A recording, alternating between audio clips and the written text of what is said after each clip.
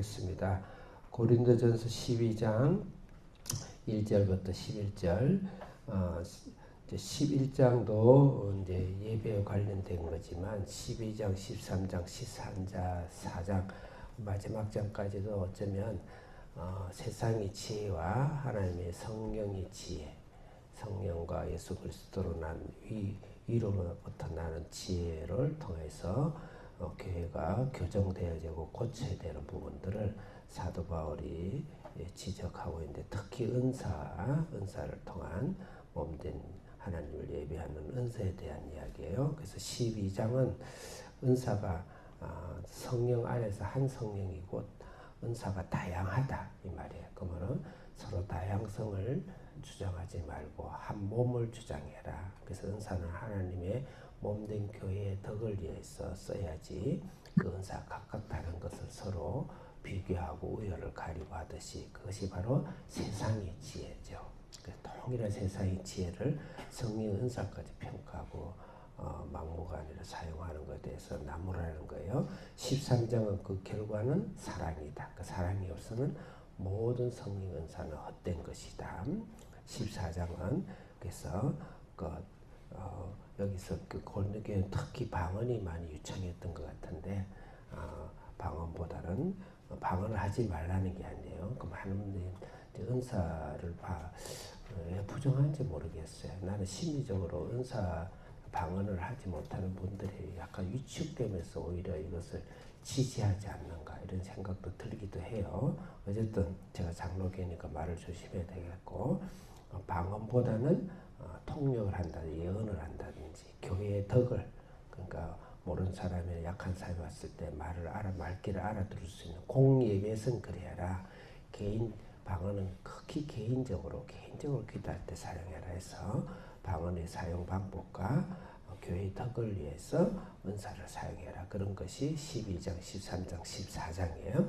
자, 그렇게 서론적으로 하고, 오늘 은사에 대해서는 12장에서 중요한 은사는 성령님이 주신 것이다. 그 말이에요. 은사 어디 귀신이 방언을 한다든지 귀신이 준다는 그런 거 아니다. 은사도 지금 나오는 여러 은사는 다 성령이 주신 것이다. 그 다음에 은사는 성령이 주시지만 사람마다 다 다르다. 너가 하고 있는, 당신이 하고 있는 특별한 은사가 대단히 높다든지 특별하다 생각하지 마라. 각각 은사가 다 있다. 다 다르다. 그러니까 한 교회의 덕을 위해서, 예수님을 위해서 사용해라. 너를 드러내지 말라. 그래서 우열이 없다, 은사는. 그 다음에 교회의 유익을 위해서 써라. 그런 의미입니다. 자, 1절 읽겠습니다. 크게 읽겠습니다. 시작. 형제들아, 신령한 것에 대하여 너희가 알지 못하기를 원하지 아니하노니. 네, 2절 읽겠습니다. 시작. 우리가 이거니와 너희가 이방인으로 있을 때 말을 그 영상에게로 그는 그들을 보내느니라.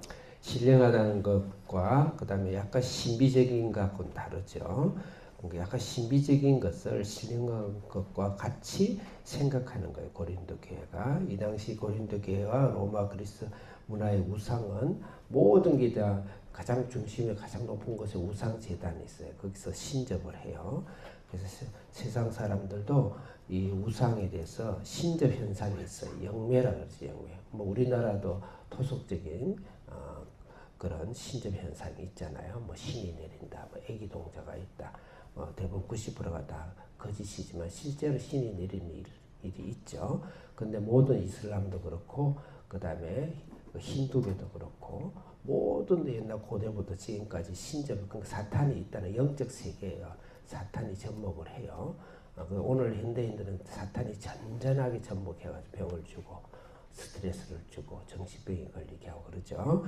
그래서 신접 현상이 아주 뚜렷하게 많이 나타났던 것 같아요. 그러니까 뭐 황흑을 빠져가지고 웅얼거리고 막 그냥 그렇게 신접 현상이 일어나는 것을 항상 보고 그 지식과 문화에 이렇게 물들어 있던 자들, 그렇게 익숙했던 자들이 성령이 또 새로움이 있거든요. 그러니까 성령이 방언이나 성령의 은사나 성령이 취한다 그러죠. 술 취하지 마라. 뭐 어때? 성령이 취하라 그랬죠. 그런 모습을 똑같이 보고 똑같이 흉내내고 똑같이 해석하는 것이죠. 그래서 그렇게 하지 마라. 그거와 이거는 다르다. 중요한 것은 그 구별은 무엇인가? 3절 4절에 3절에 있어요. 3절 크게 읽겠습니다. 시작. 그러므로 내가 너에게 알리노니 하나님의 영광을 바라는 자는 누구든지 예수를 저주하지 아니하고 또 성령으로 아니하고는 누구든지 예수를 주시라 할 수 없느니라. 무엇을 고백해야 돼요? 예수를 고백해야 되죠.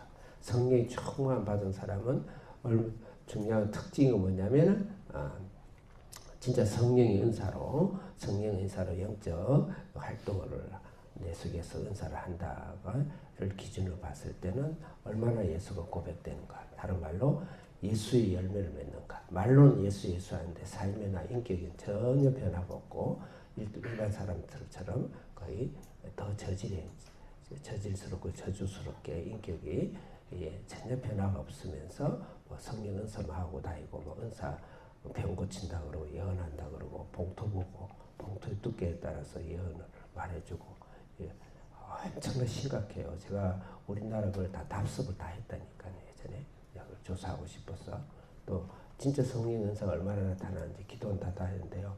아주 거짓부리 진짜 많아요. 그러니까 진짜 은사하는 사람을 욕되게 하는 것이죠. 성령님을. 그런 일이 우리나라 너무 많아요. 너무 많아요.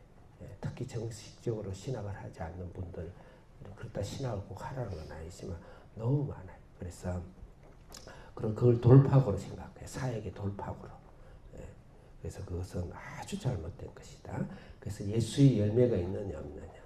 한 예로 우리나라 옛날에 전도관이라 박태선 씨라고 있어요. 그 사람 원래 장로였어요. 장로였는데 그 당시 평양에 대붕의 은사가 일어나면 빛이 있는 곳에서 어둠도 있잖아요. 그래서 이단이 제일 많이 활동했던 데가 평양 대붕 운동이었어요. 영적으로 막 드러나는 거죠. 근데 처음에는 시작을 잘한 것 같아요. 그 양반이. 은사를 받은 것 같아요. 근데 그 다음에 예수가 아니고 자기를 드러내기 시작한 거죠.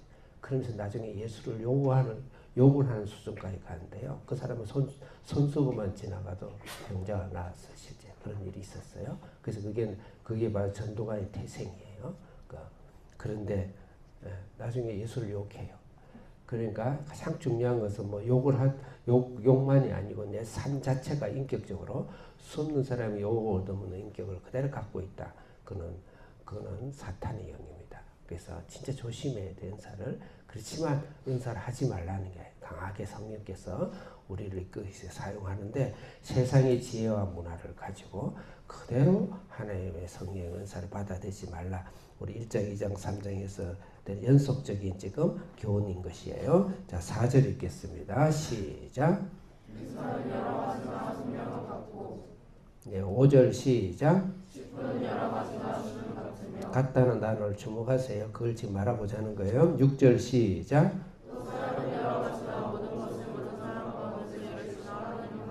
네, 같다. 중요한 것은 한 성령, 한 하나님이다. 한 예수님이다. 그러니까 예수님이 영광을 위해서야지 은사 각각 다르고 은사가 있다. 자랑하지 말라. 그런 의미를 이야기하는 거예요. 여기서 은사라는 것은 하나님이 나에게 주시는 특별한 그 부분에 있어서 특별한 영적인 특별한 것을 주신 것을 은사라고 그런다면 여기서 거기 사역이라 그러죠. 6절에 보면 사역이라는 그 은사를 사용하는 것을 은사 이렇게 사용하고 개발하는 은사라 그러고 직분이라는 것은 그 은사의 결과로 그 일을 하는 것을 직분이다. 어쨌든 한 성령 안에서 하는 것이다. 그 다음에 7절부터 읽겠습니다. 7절 시작.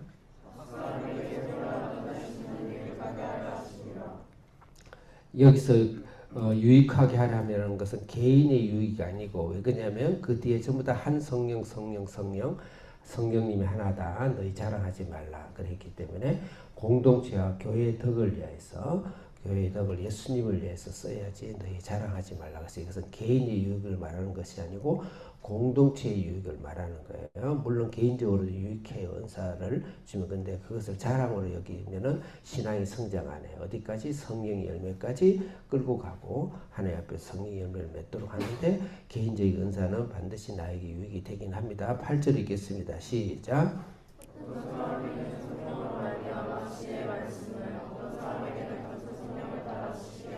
지혜와 지식의 말씀 차이는 지혜의 말씀은 하나님께서 하나님 말씀을 가지고 또 하나님 예수 그리스도의 신앙과 믿음을 가지고 이 땅에서 어떻게 살아가야 되는가 적용하는 능력을 성령이 특별히 주십니다. 저한테도 하나님께서 지혜의 은사를 주신 것 같아요. 주신 것 같다는 표현이 좀 이상하죠.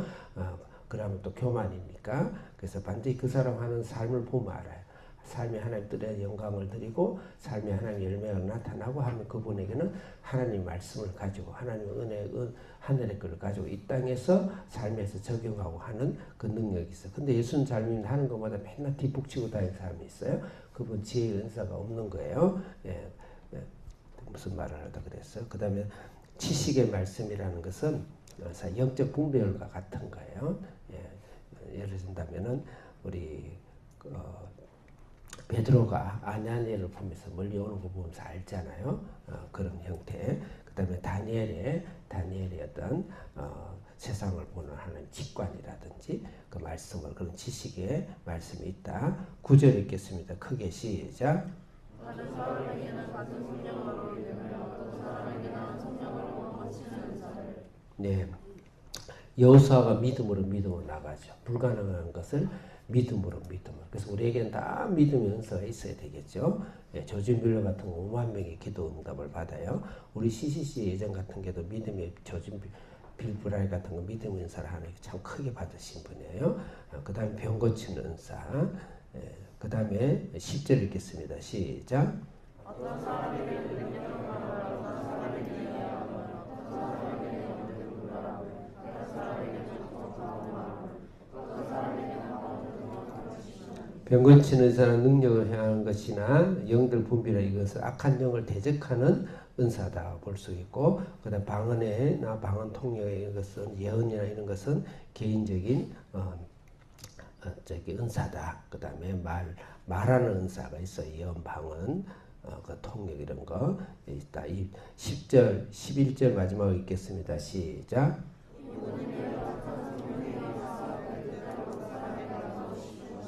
그래서 오늘 본문에서 나오는 은사는 성령의 특별한 은사 맞아요. 성령의 특별한 은사를 사모하고 그래서 그것을 자랑하지 말라. 그것이 전부가 아니다. 그것이 신앙과 우리의 믿음은 아니다. 그런 믿음을 발전하기 위해서 열매로 가고 있는 하나의 하나님의 선물이고, 요새 우리의 표현이라면 동기부여의 목적이지 그 자체가 본질은 아니다.